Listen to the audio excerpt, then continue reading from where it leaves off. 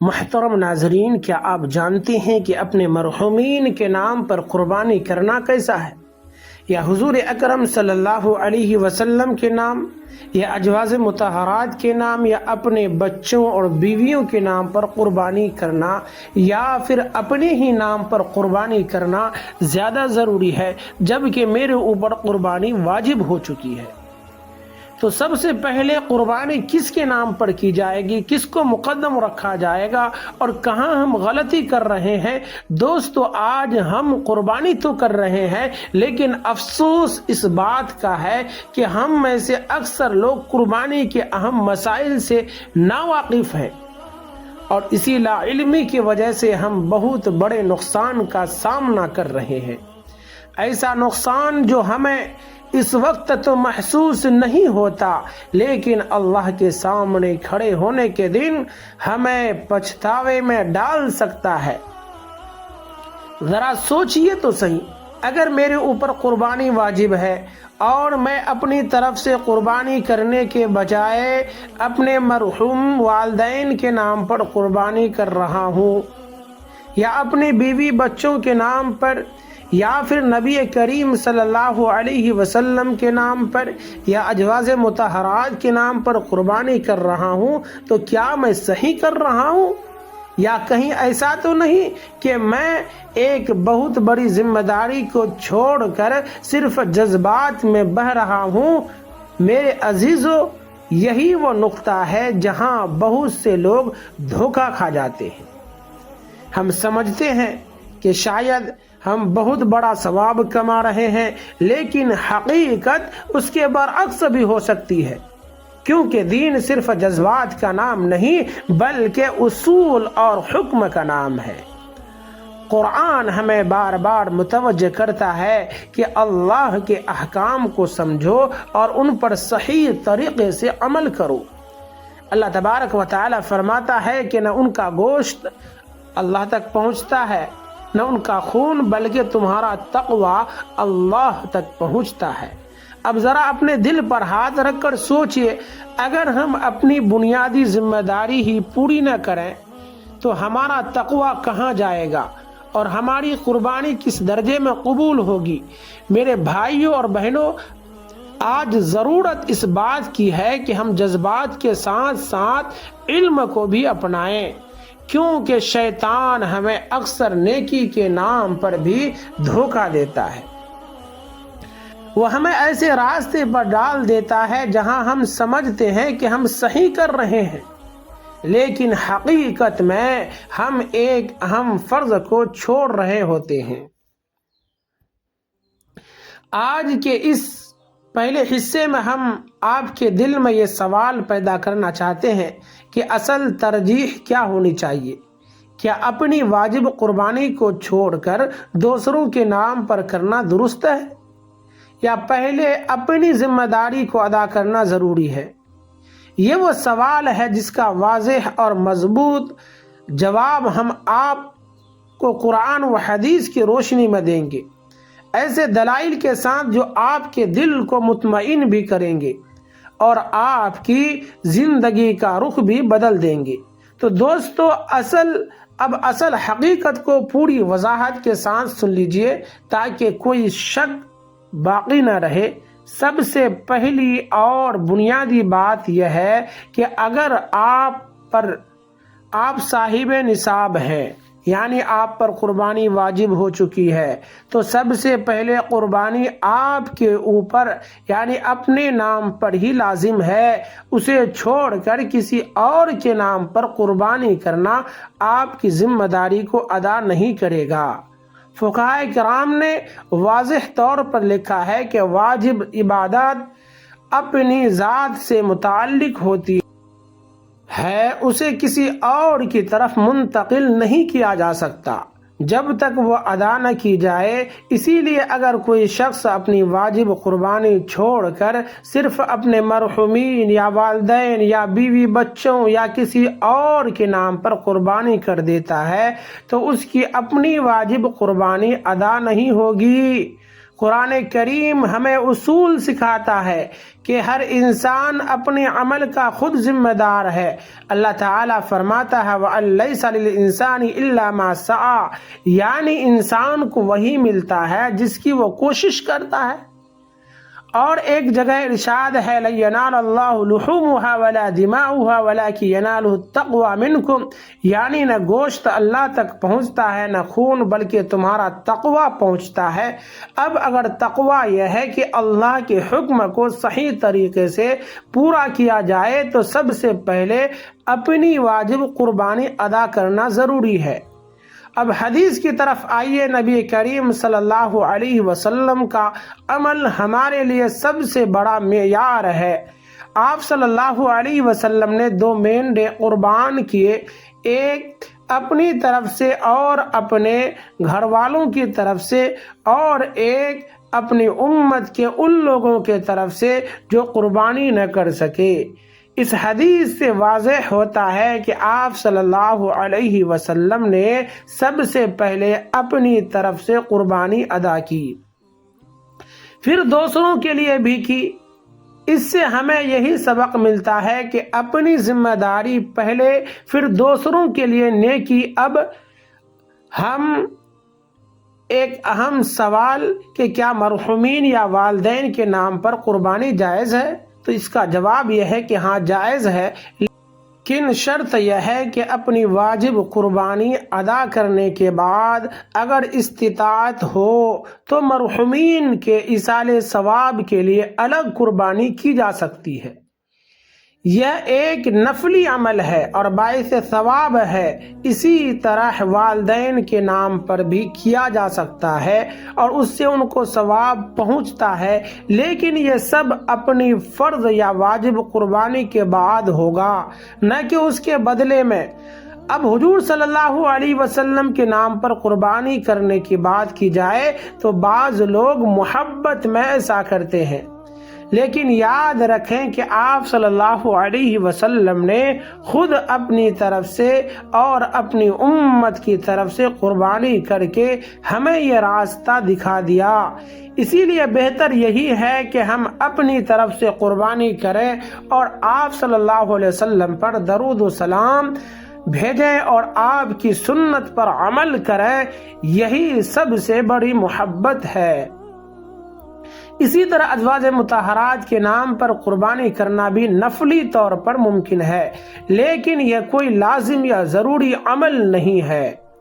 تو میرے عزیز دوستوں اور بھائیوں، اب اصل ترتیب اور خلاصہ دل میں بیٹھا لیں۔ اگر آپ پر قربانی واجب ہے تو نمبر 1 اپنی طرف سے قربانی کرنا لازم ہے۔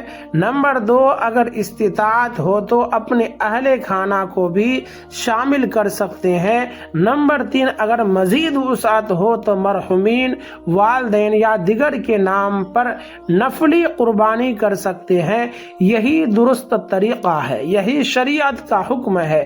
میرے عزیزو، یاد رکھیں دین میں جذبات کی اپنی جگہ ہے، لیکن حکم کی اپنی جگہ ہے۔ اگر ہم نے ترتیب بدل دی تو ہم نیکی سمجھ کر بھی نقصان اٹھا سکتے ہیں۔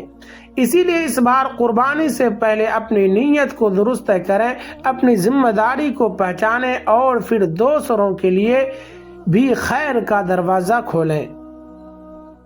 اللہ تبارک و تعالی ہم سب کو صحیح سمجھ اور عمل کی توفیق عطا فرمائے۔ میرے عزیزو، ذرا اپنے دلوں کو ٹٹول کر دیکھیے، کیا ہم واقعی قربانی کی روح کو سمجھ پائے ہیں یا ہم صرف ایک رسم ادا کر رہے ہیں؟ اللہ تعالی نے ہمیں بار بار متوجہ کرتا ہے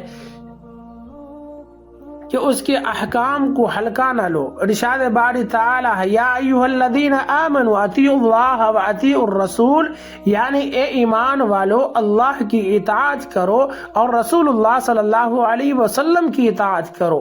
اب اگر اللہ اور اس کے رسول صلی اللہ علیہ وسلم ہمیں ایک ترتیب سکھا رہے ہیں تو کیا ہمیں حق ہے کہ ہم اس ترتیب کو بدل دیں؟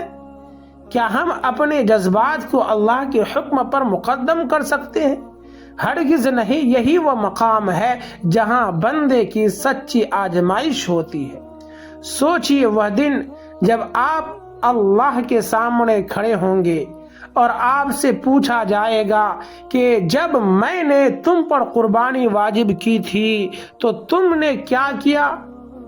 کیا ہم یہ جواب دیں گے کہ اے اللہ، میں نے اپنی ذمہ داری چھوڑ دی تھی اور دوسروں کے نام پر قربانی کر دی تھی؟ میرے عزیز بھائیوں، یہ سوچ کر ہی دل کانپ جاتا ہے۔ اسی لیے قرآن ہمیں جھنجھوڑتا ہے کہ فاتقوا اللہ ما استطعتم، یعنی جتنا ہو سکے اللہ سے ڈرو اور اس کے حکم کو پورا کرو۔ نبی کریم صلی اللہ علیہ وسلم نے فرمایا کہ جس کے پاس وسعت ہو اور وہ قربانی نہ کرے، وہ ہماری عیدگاہ کے قریب نہ آئے۔ یہ حدیث ہمیں بتاتی ہے کہ قربانی کی کتنی بڑی اہمیت ہے۔ اب اگر یہ اتنی اہم عبادت ہے تو کیا ہم اس میں کوتاہی برداشت کر سکتے ہیں؟ ہرگز نہیں۔ ہمیں اپنی ذمہ داری کو پہچاننا ہوگا۔ میرے عزیزو، قربانی صرف جانور ذبح کرنے کا نام نہیں، بلکہ یہ اپنے نفس کی خواہشات کو اللہ کے حکم کے آگے قربان کرنے کا نام ہے۔ حضرت ابراہیم علیہ السلام نے جب اپنے بیٹے کو اللہ کے حکم پر قربان کرنے کا ارادہ کیا تو یہ ایک مثال بن گئی کہ اللہ کے حکم کے سامنے سب کچھ چھوڑ دینا ہی اصل ایمان ہے۔ آج ہم سے تو صرف ایک جانور کی قربانی مانگی جا رہی ہے اور ہم اس میں بھی اپنی مرضی شامل کر دیتے ہیں۔ اب اپنے مرحوم والدین کو یاد کریں جنہوں نے آپ کو پالا پوسا۔ کیا وہ یہ نہیں چاہتے کہ آپ اپنی واجب عبادت چھوڑ دیں، بلکہ وہ چاہتے ہیں کہ آپ اللہ کا حکم پورا کریں اور پھر ان کے لیے دعا کریں، صدقہ کریں اور ایصال ثواب کریں۔ یہی ان کے لیے سب سے بڑا تحفہ ہے۔ اسی طرح حضور صلی اللہ علیہ وسلم سے محبت کا تقاضا یہ نہیں کہ ہم اپنی ذمہ داری چھوڑ کر ان کے نام پر قربانی کریں، بلکہ اصل محبت تو یہ ہے کہ ہم آپ صلی اللہ علیہ وسلم کی سنت پر عمل کریں اور اسی طریقوں کو اپنائیں جو آپ صلی اللہ علیہ وسلم نے سکھایا۔ میرے بھائیوں اور بہنوں، آج عہد کر لیجئے کہ ہم اس بار قربانی کو صحیح طریقے سے ادا کریں گے۔ سب سے پہلے اپنی واجب قربانی کریں گے، پھر اگر اللہ نے وسعت دی ہے تو اپنے مرحومین کے لیے بھی کریں گے، ان کے لیے دعا کریں گے، ان کے درجات کی بلندی کے لیے صدقہ کریں گے۔ یہی وہ راستہ ہے جو ہمیں کامیابی کی طرف لے جائے گا۔ اے اللہ، ہمیں صحیح سمجھ عطا فرما، ہمیں اپنی عبادتوں کا صحیح طریقے سے ادا کرنے کی توفیق دے اور ہماری قربانی کو اپنی بارگاہ میں قبول فرما لے، اور ہمیں ان لوگوں میں شامل فرما لے جن کی قربانی صرف رسم نہیں بلکہ خالص تیرے لیے ہو۔ اور میرے عزیز و بھائیوں، جب عید کا دن ہوگا، جانور سامنے کھڑا ہوگا، چھری ہاتھ میں ہوگی اور آپ اللہ کا نام لے کر قربانی کر رہے ہوں گے، لیکن اسی وقت ایک سوال آپ کے دل کے اندر اٹھ رہا ہوگا کہ کیا میں نے یہ قربانی صحیح طریقے سے کی، یا میں نے کہیں ایسی غلطی تو نہیں کر دی جو میری ساری محنت کو ضائع کر دے۔ یہی وہ لمحہ ہے جس کے لیے آج ہم خود کو تیار کر رہے ہیں۔ یاد رکھیں، اللہ تعالی نیتوں کو دیکھتا ہے، لیکن نیت کے ساتھ عمل کا صحیح ہونا بھی ضروری ہے۔ صرف اچھا سوچ لینا کافی نہیں بلکہ صحیح طریقہ اپنانا بھی ضروری ہے۔ اسی لیے اللہ تعالی فرماتا ہے ان اللہ یحب الذین یحسبون، یعنی اللہ ان لوگوں سے محبت کرتا ہے جو اپنے عمل کو خوبصورتی کے ساتھ انجام دیتے ہیں، اور عبادت کی خوبصورتی یہی ہے کہ وہ سنت کے مطابق ہو۔ میرے بھائیوں، قربانی کا دن صرف خوشی کا دن نہیں بلکہ احتساب کا دن ہے۔ یہ وہ دن ہے جب ہم اپنے دل سے پوچھتے ہیں کہ ہم نے اللہ کے حکم کو کتنا اہم سمجھا، کیا ہم نے اپنی خواہشات کو قربان کیا، یا ہم نے اپنی مرضی کو دین پر غالب کر دیا۔ اگر آج ہم نے اپنی ترجیحات درست نہ کی تو کل پچھتاوے کے سوا کچھ نہیں ہوگا۔ ذرا اپنے گھر کے ماحول کو دیکھیے، بچے آپ کو دیکھ رہے ہیں، وہ آپ سے سیکھ رہے ہیں۔ اگر آپ نے صحیح طریقہ اپنایا تو آنے والی نسلیں بھی اسی راستے پر چلیں گی، اور اگر آپ نے جذبات میں آ کر اصول کو چھوڑ دیا تو یہی غلطی آگے بڑھتی چلی جائے گی۔ اسی لیے آپ کا ایک فیصلہ صرف آپ تک محدود نہیں بلکہ پوری نسلوں کو متاثر کرتا ہے۔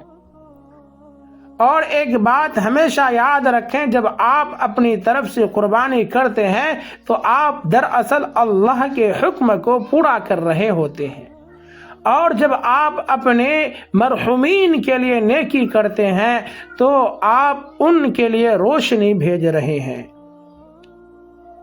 ان کی قبروں کو روشن کر رہے ہوتے ہیں۔ لیکن ترتیب یہی ہے، پہلے اپنا فرض پھر دوسروں کے لیے نیکی۔ یہی دین کا حسن ہے، یہی توازن ہے۔ آج اپنے دل میں پکا ارادہ کر لیجئے کہ ہم قربانی کو صرف رسم نہیں بنائیں گے بلکہ ایک سچی عبادت بنائیں گے۔ ہم اللہ کے حکم کو سب سے پہلے رکھیں گے، ہم سنت کے مطابق عمل کریں گے، اور پھر اپنے مرحومین کے لیے بھی دعائیں اور نیکیوں کا سلسلہ جاری رکھیں گے۔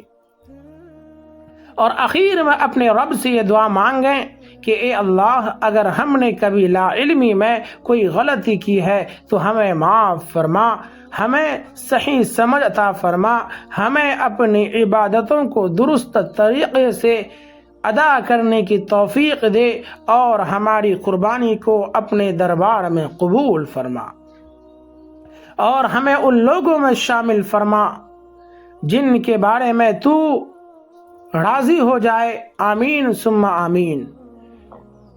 اور میرے عزیز بھائیوں اور بہنوں، آپ سے گزارش ہے کہ ویڈیو کو لائک اور سبسکرائب ضرور کریں، اور کمنٹ باکس میں اللہ تبارک و تعالی کے 99 ناموں میں سے ایک نام ضرور لکھیں۔ پھر ملتے ہیں اگلے ویڈیو میں، اب تک کے لیے خدا حافظ۔ السلام علیکم ورحمۃ اللہ وبرکاتہ۔ خوش رہیے۔